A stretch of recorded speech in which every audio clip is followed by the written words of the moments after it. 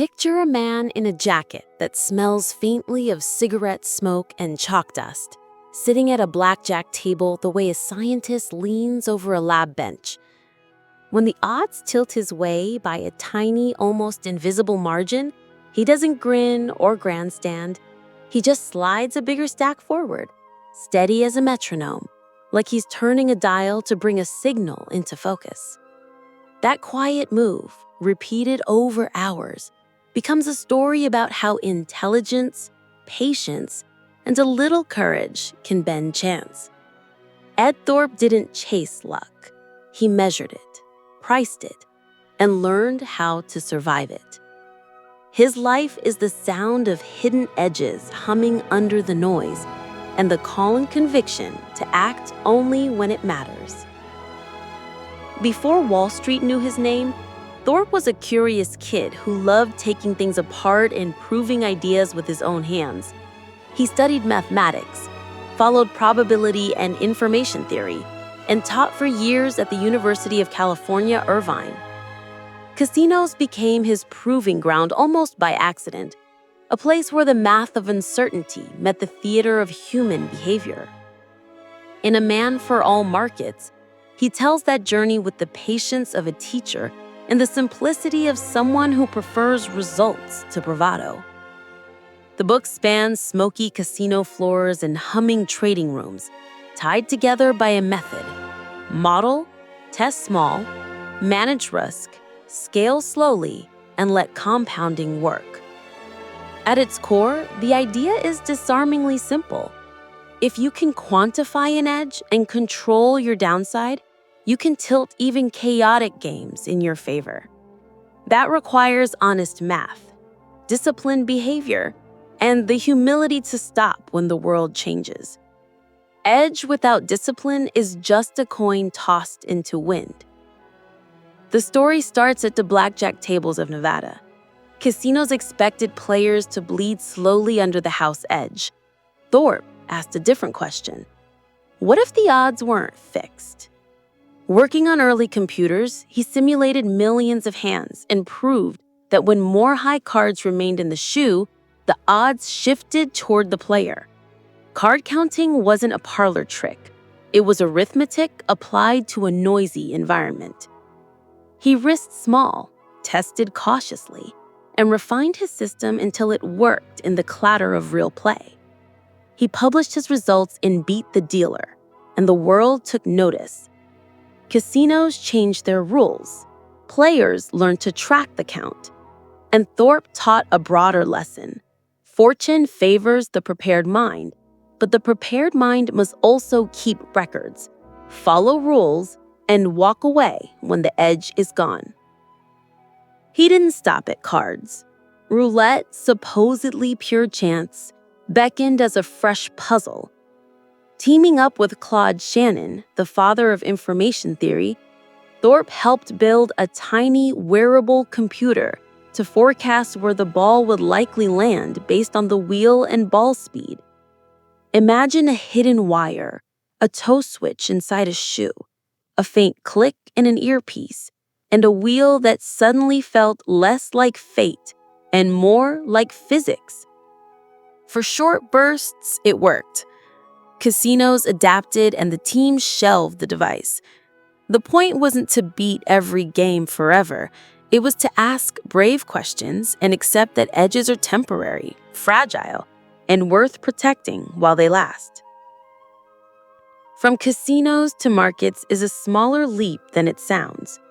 Markets are a giant casino with better lighting, deeper pockets, and participants who mistake confidence for certainty.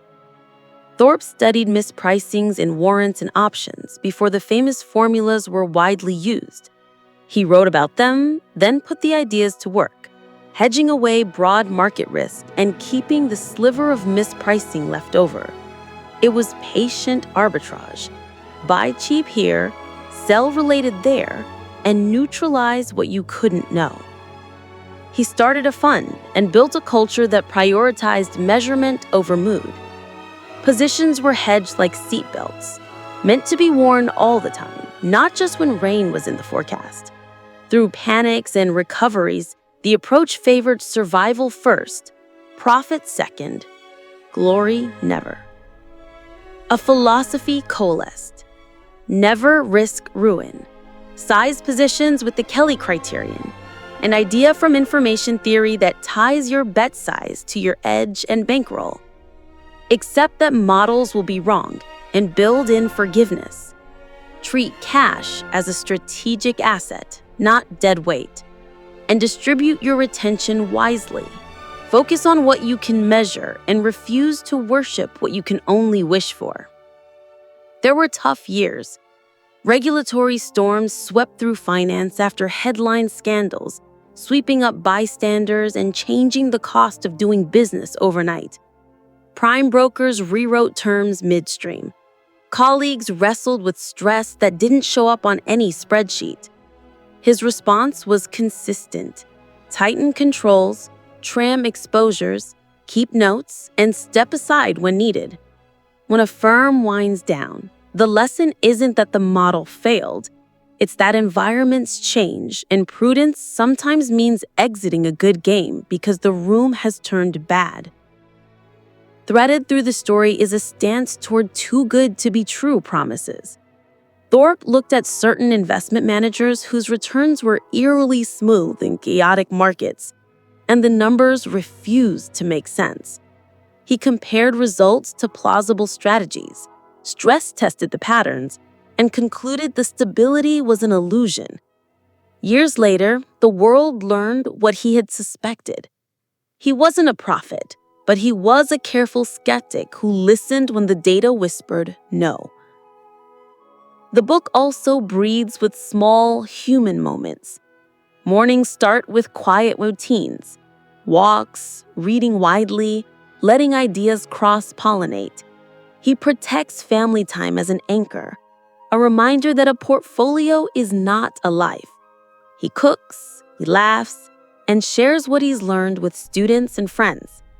Those details show how he keeps balance while playing games that push people off center. In the casinos, he sought calm inside the clamor. In the markets, he sought patience inside the roar. Both required rest, humility, and the ability to stop when attention grew too costly. There's a way of thinking here that travels well. Instead of asking, "Will this work?" he asks, "What's the edge? What's the risk? And what happens if I'm wrong?" That question set nudges you away from fortune-telling and toward planning. You don't need to see the future if you can absorb surprises and still be okay.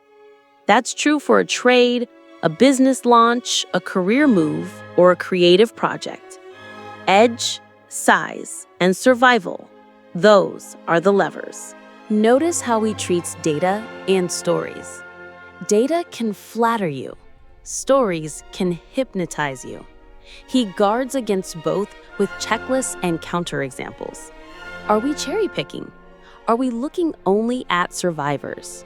Would this have worked in a boring year, not just an exciting one? He wants evidence that lives outside the glow of a single success. That habit keeps him from paying tuition to expensive illusions. The collaboration with Shannon shines as a portrait of creative rigor. They weren't building gadgets for spectacle. They were asking whether information, timing, velocity, friction could be harnessed to improve judgment in the real world. They ran experiments, accepted failure, and enjoyed the work. That blend of joy and seriousness threads through the memoir. It's hard work softened by curiosity. It's discipline warmed by play. As markets take the stage, tools from gambling morph into tools for investing. Card counting becomes position sizing. Roulette timing becomes execution timing. Blackjack discipline becomes portfolio discipline. Small bets most of the time, larger bets when your edge is strongest, and very few bets when you're tired or the room feels wrong. The Kelly mindset becomes a way to live within your means while amplifying your strengths. And hedging, far from cowardice, is respect for uncertainty. A hot streak whispers that you're special. Markets will encourage that whisper until it turns into a shout, and then they'll take it all back with interest. His antidote is ritual, revealing trades, rehearsing failure, and preferring boring profits to exciting gambles. If something stops working, he stops doing it. No drama, no sunk cost worship, just a clear-eyed pivot to where the math still holds. There's a lesson about incentives too. Systems push people towards certain behaviors. If intermediaries get paid more when you churn, they'll invite you to churn. If a manager makes fees regardless of outcomes, you may be sold smoothness that isn't real. He aligns incentives on his own side, risks his own capital, keeps costs sensible, and treats partners as partners. It's not glamorous, but it compounds into trust, and trust, over time, is its own return. Zoom in and the craft looks almost plain. Logging results, cross-checking data sources, treating cash like oxygen, sleeping enough to think straight, wearing figurative seatbelts even on sunny days. None of this makes headlines, but it quietly stacks the odds where you want them. As the memoir arcs toward the present, the tone stays free of triumphalism. He remembers the near misses, an unnerving incident with the car, a terrifying brush with gas in the hotel room, without melodrama, as if to remind us that success includes the part you don't control. He ends not with a boast, but with gratitude for mentors, students, partners, and the luck preparation made usable. Pull the strands together and you get a toolkit you can carry into your week. Think in probabilities, not certainties. Bet small until the odds are clearly in your favor.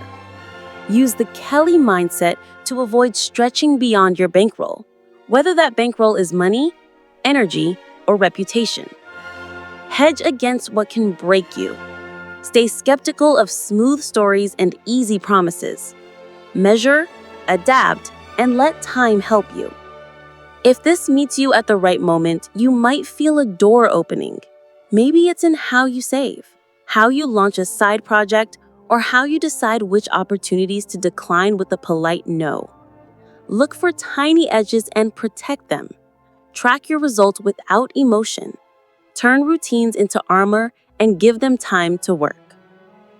And when the room is loud and tempting, remember the image we started with: a quiet man at a table, counting, waiting, and then, in one practice motion, pushing forward the right amounts at the right time.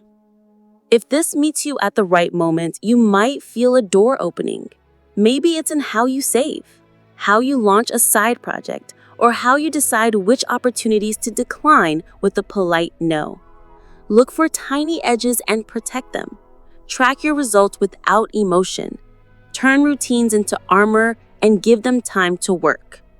And when the room is loud and tempting, remember the image we started with: a quiet man at a table, counting, waiting, and then, in one practice motion, pushing forward the right amounts at the right time.